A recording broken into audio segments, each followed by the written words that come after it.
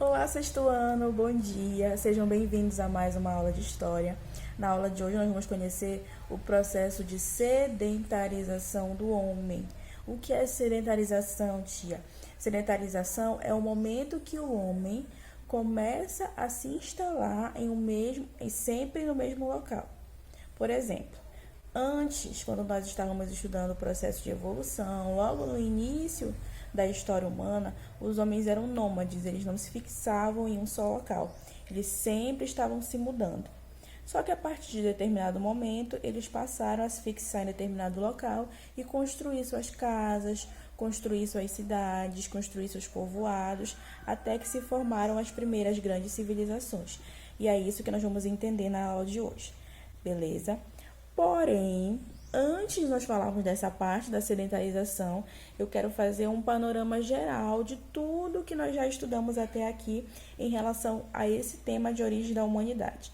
Então, vamos lá lembrar. Primeiro de tudo, nós estudamos o processo de hominização do homem, que é aquele processo em que o homem vai... o homem não, né? As espécies ancestrais do homem, elas vão passando por um processo evolutivo até chegar na espécie humana. Lembra disso? Como foi que eu te explicou essa parte? Você tem que pensar como se fosse uma escadinha. Então, lá no início de tudo, digamos lá no primeiro degrau, eu tenho o Australopithecus. Quem é Australopithecus? É aquele ancestral mais antigo do Homo sapiens, mais antigo da espécie humana. Tá? O Australopithecus, qual é a principal característica dele que nós temos até hoje? Ele anda sobre duas pernas, e isso foi uma característica que veio dele e ficou até hoje na espécie humana. Tá? Logo depois do Australopithecus veio uma outra espécie, que é o Homo habilis. Habilis vem de habilidade. O que significa isso? Que ele tinha habilidade com as mãos, de fazer suas próprias ferramentas. Então, o Homo habilis, ele fabricava suas próprias ferramentas. Depois do Homo habilis, veio o Homo erectus. O Homo erectus, ele é o do meio, tá? Australopithecus, Homo habilis, Homo erectus. O Homo erectus, ele tinha a capacidade de fabricar ferramentas mais complexas que o Homo habilis, tá? Então, ele pegou do Homo habilis essa inteligência de conseguir fabricar suas próprias ferramentas, só que ele melhorou. Ele fazia ferramentas ainda mais complexas e ele também conseguiu uma proeza muito grande, que foi dominar o fogo. E além disso, ele saiu da África para outros continentes. Então, o Homo erectus, ele é muito legal, porque ele dominou o fogo, ele fazia ferramentas mais complexas, ele ainda saiu da África para outros continentes, ainda era viajante, tá? Depois do Homo erectus, veio o homem de Neandertal. O homem de Neandertal já era uma espécie mais parecida com a nossa, porque ele, por exemplo, já tinha hábitos culturais, ele já formava famílias, ele era uma espécie já quase Homo sapiens, mas ainda não era. E depois do homem de Neandertal, veio o Homo sapiens, que é a nossa espécie. E vocês podem me perguntar, tia, são só essas espécies? Não. Se você for jogar na internet, vão aparecer várias espécies que vieram antes do homem e que contribuíam para as características que nós temos hoje. Porém, essas que eu falei para vocês são as principais e são as que vocês precisam aprender por enquanto, tá? É claro que, por exemplo, entre o Homo habilis e entre o Homo erectus, houveram outras espécies ali na transição entre eles, mas não cabe agora a gente estudar isso, tá? Então, para vocês, só precisa estudar Australopithecus, Homo habilis, Homo erectus, homem de Neandertal e Homo sapiens. Pronto, fechou, certo? E depois de descobrir como o homem apareceu na Terra e como foi esse processo de evolução até chegar à nossa espécie, nós aprendemos sobre a chegada dessa espécie à América. Sim, porque todo o processo de evolução aconteceu na África e após isso, após surgir o Homo sapiens, ele se espalhou para outros continentes. Se espalhou para a Europa, se espalhou para a Ásia, se espalhou para a Oceania, se espalhou para a América. O que nos interessa neste momento é aprender como o homem chegou na América. Por quê? Porque é o nosso continente. Aprendendo isso, nós aprendemos o nosso passado, a nossa história. Porque a gente tem a ver com aqueles primeiros homens que chegaram aqui neste continente, tá? Então, nós estudamos que existem várias teorias a respeito de como esse homem teria chegado na América, porque existem várias pessoas que estudam sobre isso e cada uma pensa de um jeito. A hipótese científica que mais se aceitava antigamente, que todos concordavam, era a hipótese da rota de Bering, que dizia que os homens atravessaram da Ásia para a América por uma ponte que tinha, aliás, entre a Ásia e a América.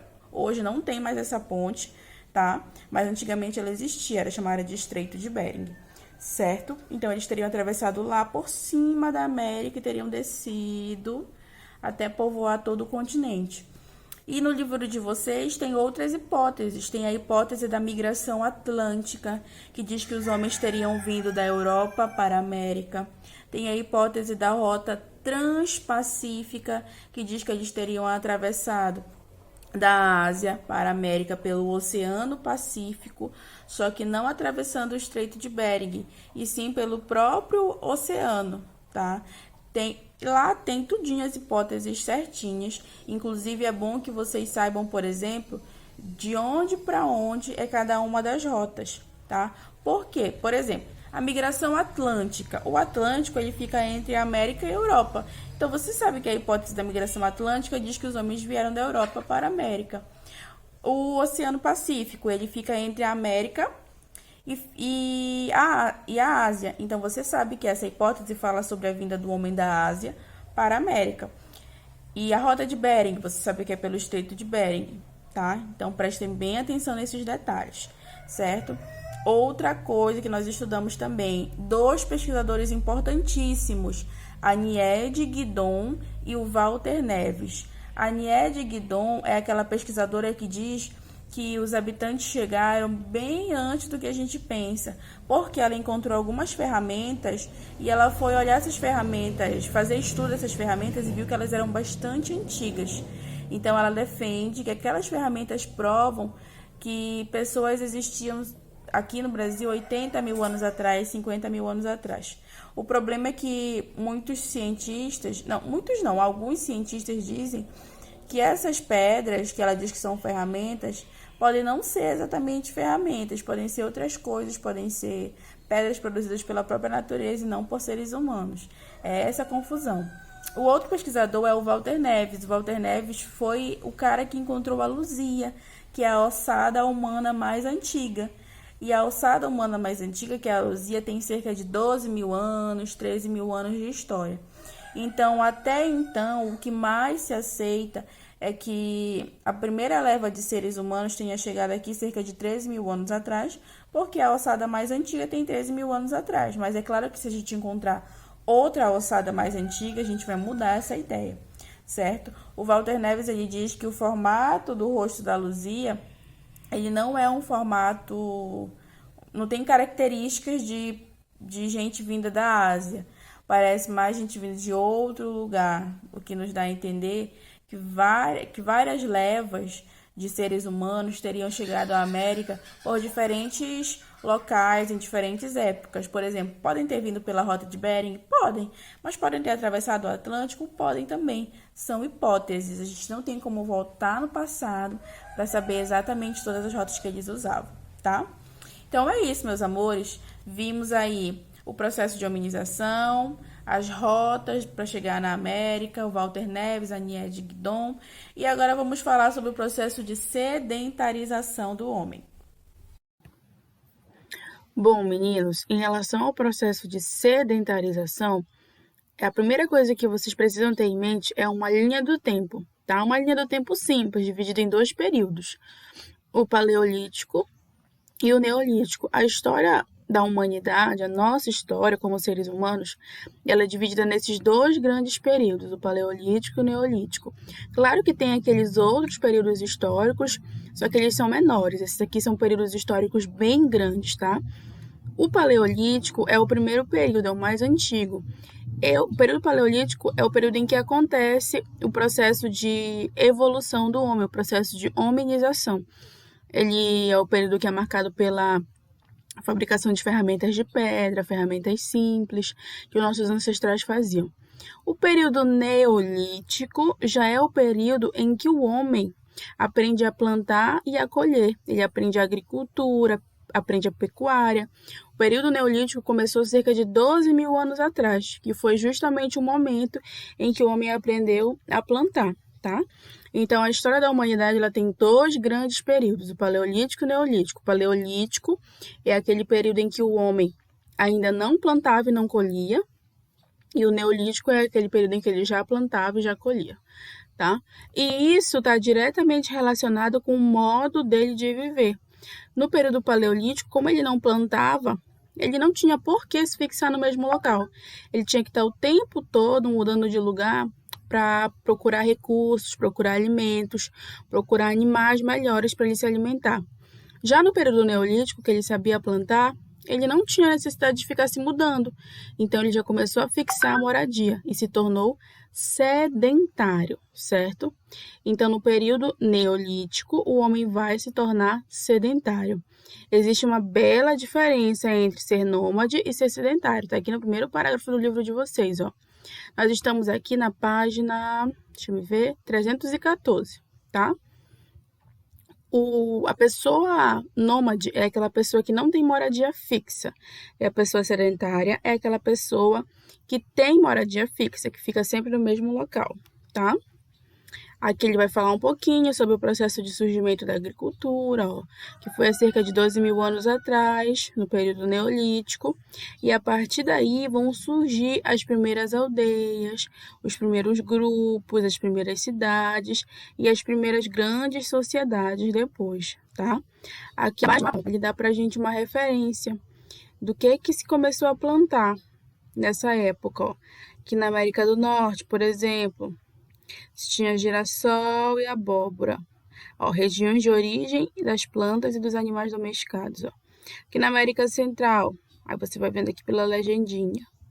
Aqui pela América do Sul, ó, olha os animais aqui, ó, certo? Cada região do mundo tem seus animais e plantas de origem, e isso começou no período neolítico, cerca de 12 mil anos atrás. É como se fosse uma cadeia de acontecimentos que eles se ligam. Então, a partir do momento que o homem começou a plantar, surgiram as primeiras aldeias, depois as primeiras cidades, depois as primeiras grandes sociedades, aquelas mais antigas, os egípcios, os mesopotâmicos, que nós já vamos ver sobre eles um pouquinho, tá? Aqui na outra página, ó, das primeiras aldeias, ele fala que a agricultura e a pecuária foram muito importantes para esses primeiros grupos, produziram diversas transformações no modo deles de viver, tá? Porque a agricultura e a pecuária vão trazer novas atividades, por exemplo, o comércio. O excedente do que é produzido na agricultura e na pecuária vai possibilitar que as pessoas se dediquem para outras atividades. Por exemplo, já que eles conseguiam produzir bastante alimento, não era necessário que todo mundo trabalhasse com alimento. Então, outros grupos daquela mesma aldeia poderiam trabalhar com artesanato, produzindo ferramentas que fossem necessárias para o dia a dia, e foram se especializando nessa área, tanto de ferro, quanto de cerâmica, quanto de madeira. E também o que sobrava poderia ser comercializado ou trocado por outros bens que outras aldeias produziam, e assim foi se desenvolvendo o comércio, certo? Então, a agricultura e a pecuária possibilitaram o surgimento de outras atividades. Na página seguinte, que é a página 316, nós vamos ver quais foram as transformações que aconteceram na paisagem, ó, a partir desse momento que o homem vai se sedentarizar, que o homem vai passar a morar no mesmo local. Quando o homem passou a morar no mesmo local, sempre ele passou a intervir muito mais naquele local, transformando aquele meio ambiente de acordo com aquilo que ele precisava. Então, por exemplo, se o homem precisava da água do rio que tinha ali próximo, ele ia começar a construir canais para levar aquela água para onde ele quisesse levar, para a aldeia ou para uma plantação mais distante. Então, ele vai começar a transformar o meio ambiente, a usar o meio ambiente de acordo com as necessidades dele, certo? Então, e aí, isso é uma coisa que a gente vê ainda hoje em dia muito, Hoje em dia a gente já tem consciência do quanto as nossas ações elas podem impactar no meio ambiente, mas mesmo assim a gente não para de usar o meio ambiente de acordo com as nossas necessidades. Tanto que está aí a poluição e tudo mais. Aqui nesse parágrafozinho eu vou falar uma coisa muito interessante. Vai falar que as primeiras grandes civilizações elas surgiram próximo de grandes rios. Por exemplo, o Egito surgiu às margens do rio Nilo, a Mesopotâmia surgiu aqui, ó, entre o rio Tigre e o Eufrates. Por quê? Porque a água ela é um bem muito importante para a vida. Aí ele fala as funções da água. A água é importante para o consumo próprio, para a gente beber, para utilizar na agricultura, para utilizar na pecuária. Além disso, era possível obter alimentos da água, como, por exemplo, os peixes e outros alimentos, e utilizar a água para navegação. Era uma como se fosse uma estrada já ali perto, certo? Então, o rio era super importante para a sobrevivência humana. Aqui ele vai falar um pouquinho sobre a relação do Egito com o Nilo, tá? Que o Egito foi uma das primeiras civilizações a surgir, uma civilização muito antiga. Há 10 mil anos atrás, ó, o Egito estava surgindo às margens do Rio Nilo. O Rio Nilo é todo esse daqui, ó. Lá na parte de cima da África, ó. Aqui o Baixo Egito, aqui o Alto Egito. Tudo isso daqui é Egito, dá para vocês olharem no mapa de vocês. Tem lá no final do livro. E achar o Egito lá na África, tá? Então, os egípcios, eles construíam canais e diques para poder pegar a água do Nilo e irrigar as plantações. Na época que o Nilo estava com muita água, na época das cheias. Eles pegavam essa água e levavam para as regiões mais secas. Além disso, o Nilo, quando ele enchia, ele fertilizava as áreas perto dele. Então, ele enchia, molhava as áreas perto dele. E a partir do momento que ele molhava aquela parte ali, ele ia fertilizando. Então, depois das cheias, os egípcios usavam aquela área ali para plantar. Era uma técnica de agricultura também. E aqui na Mesopotâmia, que fica ali na região do Oriente Médio, tá? E a Mesopotâmia, muita gente pensa que era só uma civilização. Mas não, a Mesopotâmia é uma região onde existiram várias civilizações. Por exemplo, os babilônicos, por exemplo, os assírios, tá? Então, viviam aqui nessa região entre os rios Tigre e Eufrates, porque era uma região própria para eles viverem, né? Uma terra entre dois rios. Inclusive, o significado de Mesopotâmia é esse. Eles também aproveitavam a fertilidade do solo na época após o período das cheias, assim como os egípcios. E eles também construíam canais e represas para poder aproveitar a água dos dois rios para irrigar as plantações. Aí ele dá o exemplo aqui da Babilônia, que a Babilônia, por exemplo, foi construída sobre o rio Eufrates e dividida em partes iguais ao longo das margens esquerda e direita, com aterros para conter inundações do rio. Então, uma cidade toda feita sobre o rio, tá? E é isso, meus amores, a aula de hoje foi mais para relembrar vocês alguns assuntos, ficou um pouquinho longa, mas é necessário, tá? E assim nós finalizamos o assunto do nosso livro.